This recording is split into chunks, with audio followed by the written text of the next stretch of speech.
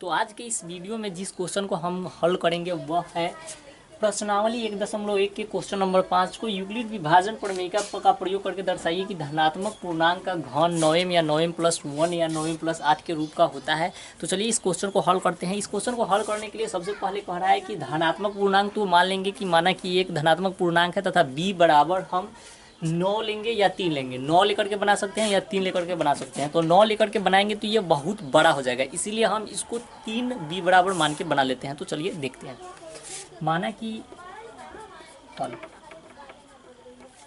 कि ये कोई धनात्मक पूर्णांक है। माना कि ये कोई धनात्मक पूर्णांक है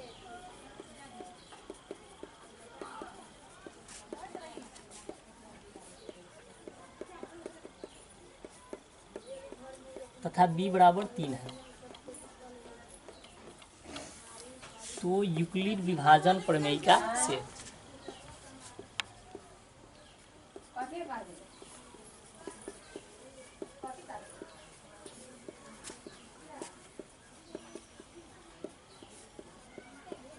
यूक्लिड विभाजन प्रमेयिका से जो यूक्लिड विभाजन प्रमेयिका का कथन होता है उसको लिख देंगे। तो यहाँ पर a बराबर bq प्लस आर।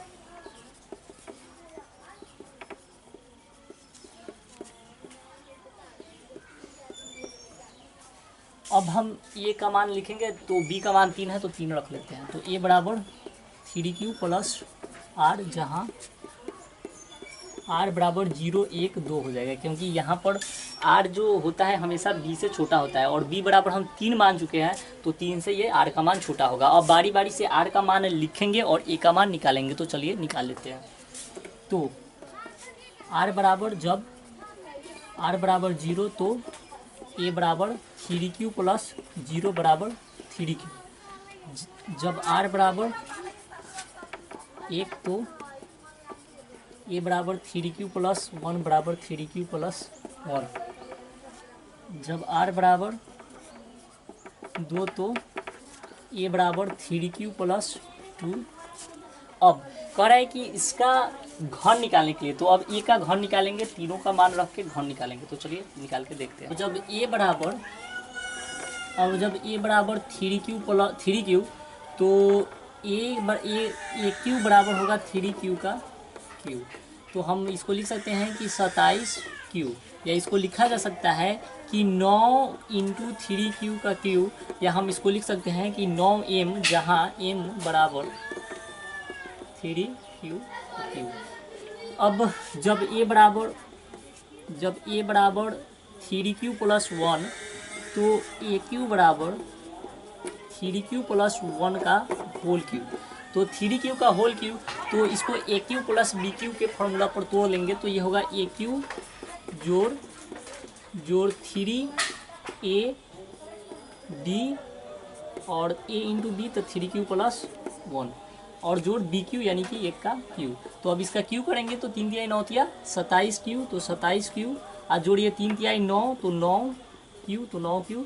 आइए जोड़ 3q प्लस 1 तो 3q प्लस 1 जोड़ 1 का क्यू 1 ही आएगा। अब यहाँ पर होगा कि अब 27 है और 9 है तो इसको गुना कर लेते हैं। तो 27q और जोड़िए 9 तिया 27q स्क्वायर और जोड़िए 9q और जोड़ 1। अब इसमें से 9 कॉमन लेंगे सब में से, तो ये हो जाएगा 3q का क्यू और जोड़िए हो जाएगा 3q स्क्वायर और जोड़िए हो जाएगा q और जोड़िए 1। यदि हम ये सबको m बराबर मान लेंगे तो ये फिर संख्या हो जाएगा 9m प्लस 1। तो अगर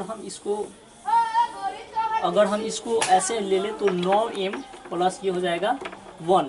तो 9m प्लस 1, जहाँ m बराबर ये 3q का क्यू जोड़ 3q स्क्वायर जोड़ q। अब इसके बाद अब फिर हम क्या करेंगे कि अब फिर जब a बराबर लिखेंगे, जब a बराबर हम लेते हैं 2q प्लस 3q प्लस 2, तो a का क्यू बराबर होगा 3q प्लस 2 का क्यू बराबर ये 3 का क्यू जोड़ 2ab, तो 3ab, तो 3a का मान 3q और b का मान 2, तो 2 इंटू हो जाएगा ये 3q प्लस 2 और जोड़ हो जाएगा ये 2 का क्यू। तो अब जब हम इस सबको हल करेंगे तो यहाँ पर आएगा 27q, तो 27q और जोड़िए 3 3 9 दूनी 18q, तो 18q और ये इंटू 3 क्यू प्लस 2, तो 3 क्यू प्लस 2 और प्लस 2 का क्यू करेंगे तो यहाँ पर 8 आ जाएगा।